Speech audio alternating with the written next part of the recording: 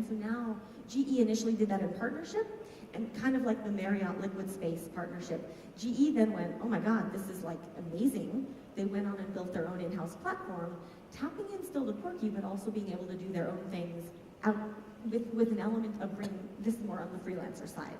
So that's a long-winded answer, and it's not perfect, but part of it is sector-based, where you just find more resistance. But also, I think it requires a bit of a mindset shift on both companies around the benefits of work for startups to better understand the benefits of working with large companies and vice versa. And that's still a little bit rusty. Sorry to interrupt you, April. We are pretty much pressed for time, but just to let you know, April is going to be with us throughout the whole session, including the evening. So she's going to be here till 5 p.m. So if you do have more questions you'd like to pick her brains, she's going to be here. And you guys probably have another intimate session with her outside. April, thank you so much. Please, a big round of applause for the lovely Miss April Winnie, who is the head of Sharing Economy Working Group, World Economic Forum. Next up, we have an agenda before we take a short break for lunch. Of course, everyone's getting hungry. We're going to be having an interesting forum. We've got our panelists this afternoon. I'd like to introduce them before you guys take center stage. Let them set up the stage. We've got Shahrul Shari from Uber present here today. We've got Nadir Ashafik from thelorry.com, Francesca Chia from GoGet, and we've got one Greg Meehan from Superhands, pardon me, and it'll be moderated by our guest moderator, Nadia Jalil from MyBump. They're all present here. While we get the stage set up, just to let you know, a reminder that before you leave for lunch, there is something which we request you to do. There is the feedback form, which you probably have in your goodie bag by now. All you got to do is fill up that feedback form and return it after the breakout session, which will take place after lunch at the MDEC registration counter, to actually get to redeem a special gift, a souvenir. All you got to do is fill up that feedback form and present it, return it back after the breakout session, which will take place after lunch, and you will receive a souvenir courtesy of MDEC. Hope you guys are having a fun time tonight. Sorry, my bad. I have not slept. But putting that aside, I see a lot of platform providers here. I myself, I work on radio. Pardon me, I did not introduce myself. My name is Double D from Trax FM. And the first thing I saw was 123 RF. You guys have got royalty-free audio, which we pretty much use in production of radio jingles, commercials, and that's royalty-free. So I immediately approached them and I got a card. Easy as that, and that will work. So if we've got everything sorted up, without wasting any more time, I'd like to invite our panelists for this next session up on stage. Mr. Shahrul Shari from Uber, Nadir Ashafik from thelorry.com, Francesca Chia from GoGet, Greg Meehan from Superhands, and our guest moderator for this afternoon, Nadia Jalil from MyBump. Big round of applause.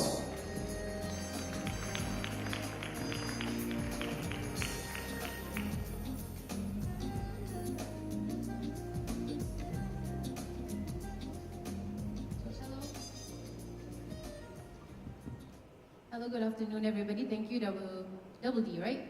Yeah, awesome name. It's always tough when you are slotted in between lunch. So I'll try to make it as quick and also as entertaining as possible for everybody. Before we start, just a quick introduction. Thank you, Double D. I'm Nadia from MyBump Media. We're a crowd advertising platform. So basically, we try to help drivers earn additional income by endorsing brands on their car and social media, and also providing advertisers an alternative way to advertise and giving back to the community. And today we have a distinguished guest with us. I think maybe we can just go around and everybody just briefly do a quick explanation. I think Uber needs no further explanation, but yeah, go ahead. Thank you very much. Nadia, distinguished members of the panel, ladies and gentlemen, my name is Shahrul Shari, so I basically handle public policy for Malaysia. in Uber Malaysia, we currently operate in 15 cities across the nation, providing economic opportunities for around tens to thousands of drivers, and also providing safe, reliable rides to around hundreds and thousands of riders nationwide. Right, everyone, my name is Nadir. I'm one of the co-founders of The Lorry. Usually when I give an introduction, I would shamelessly say that we are Uber for logistics. However, since Uber is here, I cannot use that term. So we are a platform where we connect customers, whether it be individual or corporates, to owners of lorries, vans, and 4x4 pickup trucks. Hi guys, my name is Francesca and I'm from GoGet. GoGet is a platform to connect people to an on-demand workforce. So we connect businesses to people to do work, and that work can range from dispatch to helping out in marketing. In fact, even currently in our GoGet booth, we have go-getters doing flyering and talking to people in this event. So then even manual labor or data entry. So it kind of ranges, and we work with SMEs to even also large MNCs to help them scale up operations without incurring full-time costs. Good afternoon, everyone. I'm Greg from Superhands. Very much like Fran, we provide a platform that connects a large remote workforce to businesses. So we essentially help people scale on demand. Okay, thank you. Before we dive straight into the forum, I would like to share that I was approached by Farhan, I think a few days back, and asked me, hey, do you want to be a guest speaker for the panelists today? And then I said, okay, sure. Why is it that you want a guest speaker? It's like, no, we're trying to find industry players to be part of the conversation and discussion. So I think that MDEC is always also playing its part, crowdsourcing the speakers as well. And I would like to extend and also express my gratitude to MDEC and also SME Corp for giving us this opportunity, and also including the players in the industry in sharing our experience, our concerns, and also our aspirations for the overall crowdsourcing economy. Diving straight in, I think my first question is to you, Sharul. Now, we heard a lot of details and also insights from our distinguished keynote speakers today. Maybe you can also elaborate and also share what does it mean for you, for businesses in Malaysia to also adopt the sharing economy, and what value does it bring as an overall to everybody in the industry? Yeah, sure. In terms of, we look at it more of unlocking value rather than creating new value, right? So like April mentioned earlier in the session, the first and foremost is about unlocking assets, unlocking underutilized assets. So for us, it's of course cars, right? As we know, 95% of the time cars lie idle. In Malaysia, we have like the third highest car ownership in the world, about 93%. And it's mind-boggling because the car prices in Malaysia are actually one of the highest in the world, but we have very high car ownership rates. Hence, it's a very underutilized depreciating asset. So we see that a lot that things can be done to unlock it. Secondly, in terms of unlocking cities, right? So based on a recent study by Boston Consulting Group, it states that by widespread adoption of ride sharing, the cities can realize its potential to reduce congestion, to reduce pollution, by achieving a car-like aspiration moving forward, increasing the adoption of public transport, and finally optimizing the utilization of infrastructure. Right? So infrastructure, I think, is my favorite part because we keep on building parking lots, multi-level story parking and all that. But it's such a waste of prime assets, right? So you have all these parking lots in prime areas used only for parking, whereas it can be used. I like green spaces, so it could be used for parks or recreational areas, or even retail, right? People can actually make money of it. So again, back to my point about unlocking cities. Thirdly is about also unlocking employment opportunities. As we all know, sharing economy provides flexible income opportunities for everyone.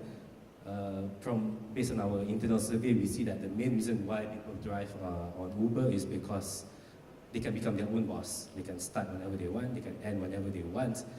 They use it to supplement household income, to basically sometimes to achieve their own personal goal, personal income goal, and sometimes to basically just hedge against rising cost of living, and also particularly in Malaysia because we see there's a stagnating wage growth as compared to GDP growth. Right? So finally, the value that I value the most is actually unlocking time. Right? Again, quoting the report from BCG states that we Malaysians spend an average of 53 minutes in traffic every day and 25 minutes in looking for parking, right? So that's such a waste of time. People don't realize it, but actually, I mean, there's a lot more things you can do instead of in front of the steering wheel, right? So you can even read, you can do your work, or you can even spend time with your loved ones. But people don't realize it because we are very cost sensitive. We focus more on the cost that we spend, but actually time is the most expensive commodity that you cannot get back. Once you lose time, you cannot get it back. So we should spend more money actually to buy time. Yes, that's true. I think from a more general perspective, thinking into how we leverage, collaborate, and co-create between businesses, what would your recommendation be for traditional businesses to open up or adopt the sharing economy? I think the next stage, is about partnering with the sharing economy players, right? So, traditional business models needs to look at their own processes, their own priorities. Maybe they look at in terms of cost saving, in terms of better optimization of their own assets, right? So, for instance, in our spectrum in terms of shared mobility, we see a lot of underutilized vehicle fleets, right? Underutilized group of workers. So I mean, but of course this requires traditional companies and even government entities to update their own internal policy in terms of procurement, in terms of and so forth, right? So it's about optimizing the assets and also utilizing what's available on the market for their own personal aspirations. Thank you, Cheryl. I think my next question would be to Francesca. You're my favorite platform, by the way, after my bump. Just saying. So, just to understand more and get your insights on how businesses can take advantage and also utilize the sharing economy concept, and how could they benefit overall and include this in their business operations as well? Great. So there's actually quite a wide range of companies that use GoGet, so I'll probably just give real life examples. So we work with large MNCs, such as even the 7-Elevens, to do packing at their warehouse during peak period. Because if you picture Hari Raya period, or you picture even the 111 period for the big boom of sales, the warehouses are getting very packed. So even for those e-commerce players who start engaging us to do manpower, to even the smaller SME, let's say just this bakery that is, she only has 2 people in her outlet and she only services Mont Chiara. She can't deliver her cakes to beyond Mont Chiara, and even that she couldn't even deliver, she had to sell everything over the counter. So with GoGet, now she's able to service the whole of Klang Valley. She doesn't have to hire a fleet full-time, and then she can actually just get GoGetters to now deliver her cake, maybe to Puchong, and that's still fine. So now her business has expanded. So you can see how from a small company, you could use it as your full-time fleet, just turning on and off, only paying as and when you need. Or you could see a very large company that really needs this to actually flux up their workforce only during peak period. We do have the ones that are really in the middle, which is actually more of actually offering a new product range through go-getters.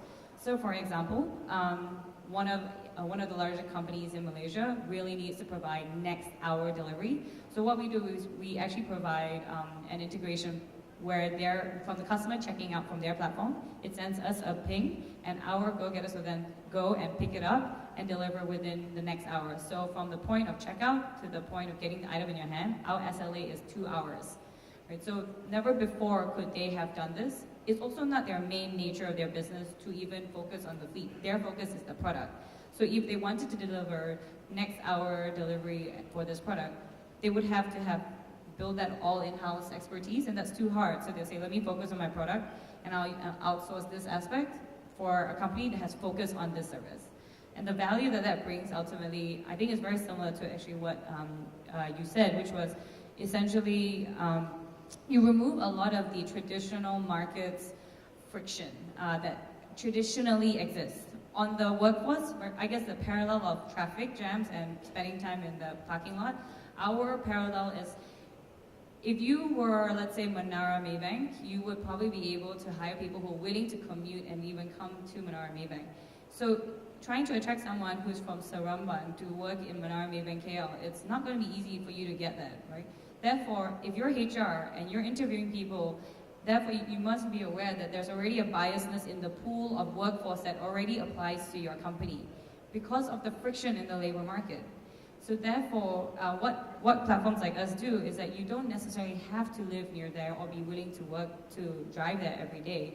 Because we've broken up the workforce, or actually we've broken up the role to processes, and we're willing to outsource by process, then Menara Maybank can engage someone who doesn't even live nearby, but just wants to do it only for that period of time.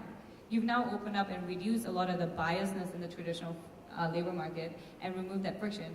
And now the company gets to find the right man or a righter man for that job, and you're able to hopefully bring more value to the company, be more productive, reduce the costs, and ultimately have more profits. Yes, that's true. I think from my personal experience as well, we've used GoGet numerous times, and it's like we want to send documents, 3 or 4 documents to 3 to 4 different locations in a day, and that can actually be done in half a day without any of my team members actually leaving the office. I mean, it's a bit bad for them because they can't leave the office, but having that platform enabling us to quickly conduct our business and our operations, I think that's fantastic. And one area, even for Uber and other crowdsourcing players, is that you actually give back to the community. There's a lot of people that could not commit full-time to their job, but they're able to do odd jobs at the same time, and they are able to still go home and make a living and monthly income from these various platforms. Moving on to Greg from Superhand. So we've basically shared a little bit about the service side and also the solution side, and going on to the human resource side. So essentially, Superhands provide that opportunity for businesses to also would it be like a subcontract or like a sharing of additional workforce that you provide to businesses? Additional workforce. Yeah. So what does this mean for businesses? And in your view, should businesses focus solely on getting, obtaining headcount from various platforms and from Superhands like yourself, and totally stopping hiring full-time team or employees? And the benefits and pros and cons of it? Short answer, no. I think companies like Superhand and GoGet and Aloria, especially Uber as well, we're all here to support the larger businesses rather than replace. I think Cheryl picked on something very important actually, is the concept of time, and as an asset it's very expensive. I think another thing to mention is, April touched on something earlier, this concept of, it's not binary, it's not, everything is crowdsourced or everything is in-house. So there is a small transitional period there, and larger companies can come along and dip their toe and try. I think, I read a study recently that a data scientist spends 60% of their time cleaning data. So that's big data, so millions and millions of rows of data, and then only 40% of that time is actually spent utilizing and analyzing that data. I mean, you're paying these guys top dollar to scale the business, and then they're spending all of their time pretty much cleaning data that can be done elsewhere. So rather than having these people, these skilled operators, cleaning this data, they can come to someone like us, scale up a team pretty much on demand, which allows them more time internally to actually complete the task. So I think it's a good combination to use both, and I think having full-time staff and having that collaborative environment in the office I think it's really important. Moving on to the next question, and I think this is very normal for businesses when they work with freelancers, right? How do you assure the quality or the consistency of work that's being passed on to you, and making sure that the overall result meets the client's expectations? Great question. So not everybody can become what we call a super agent and work on our platform. So to give you an example, I've actually failed to be a super agent twice because I can't type fast enough and my error rate is too high when doing data entry. So because we curate the actual workforce, they have to go through assessments before they come onto the platform. So that's sort of a tier 1 in terms of how we manage the quality. Tier 2, we've got a predictive routing algorithm. So once they've done the assessment and come onto the platform, we can actually pinpoint the right people for the right job at the right time. Another thing we have is in-house project managers. So before any sort of work gets passed back to our clients, it actually runs through a project manager too. On top of that, we've also developed a proprietary QC model. So can't really talk about that at the moment. Okay, proprietary. Okay, thank you, Greg. Moving on to Nadir. First question, why lorries? One. And secondly, how do you somehow build the trust as between movers and also anybody that's using your services and make sure that your services are up to their expectations as well? First things first, why lorries? This is something probably my parents weren't very happy about at the start, right? Because you study so high, get masters in finance, then study, hey, you want to do lorry? So it's not something that they agreed at the start. However, I actually worked in logistics before. So I worked in air freight logistics. So similar but different. So really how I convinced my friends and family on the business was our first ever media publication. So when my face was in the paper, holding my laptop and then a lorry behind, okay, they started to say, okay, you're doing something and you're changing the community and society. In terms of building trust, both sides, maybe just a general comment on sharing economy. First things first, sharing economy, I think there's 2 main criteria. Number 1, you gotta always have a balance between demand and supply. You cannot have too much demand, too little supply, then your driver won't be happy. You cannot have too many supply, too little demand, then your customers won't be happy, right? So being a sharing economy, I think all of us here will have this problem in terms of balancing it, right? And the customer's trust, the supplier's trust, and happiness will actually revolve around this. And another thing is the service quality itself, right? Something that perhaps it's very difficult for sharing economy players to control, right?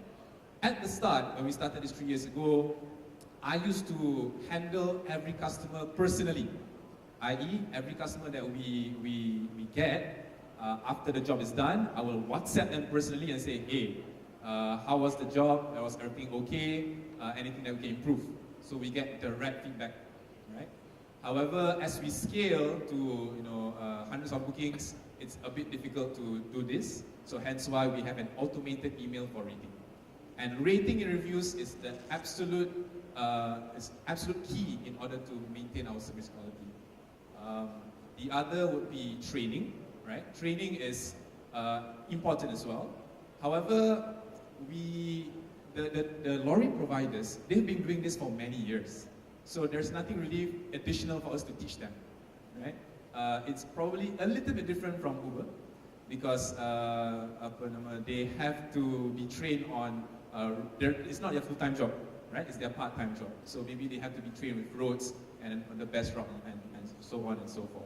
So with lorry drivers, they've been doing it for many, many years. So all we need to do is just make sure that there's a proper do's and don'ts, how to talk to customers, if let's say there's any issues, what should you do, step 1, step 2, step 3. So that kind of thing. Rather than teaching them how to disassemble, how to move items inside the trucks, they know that already.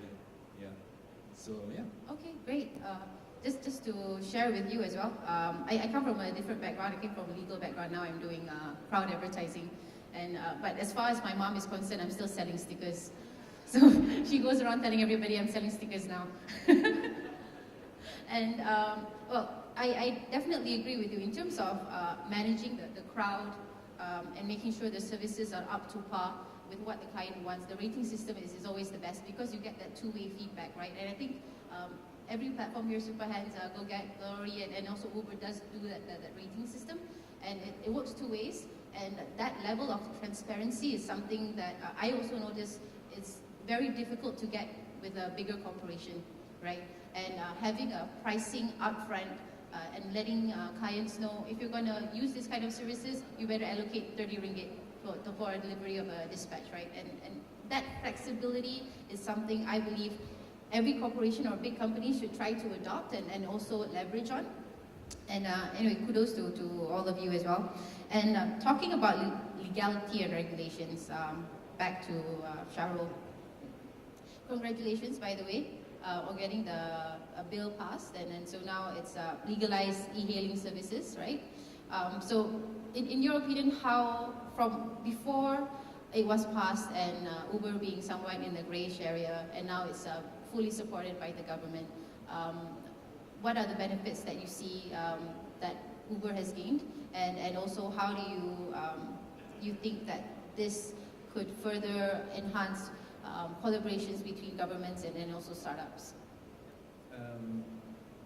Thanks. Regulation is my favorite topic, but talking about details of the regulations will probably put most people to sleep, right? So, I mean, I just summarize a bit in that sense. We are, all of us are actually quite fortunate with this, with the government's obviously pro-innovation and pro-choice approach towards sharing economy. I think with the recent Parliament passing of the amendment bills to the Land Public Transport Act and also the Commercial Vehicle Licensing Board Act, it sends a signal to the sharing economy fraternity that the government is very pro-innovation in that sense. We can see that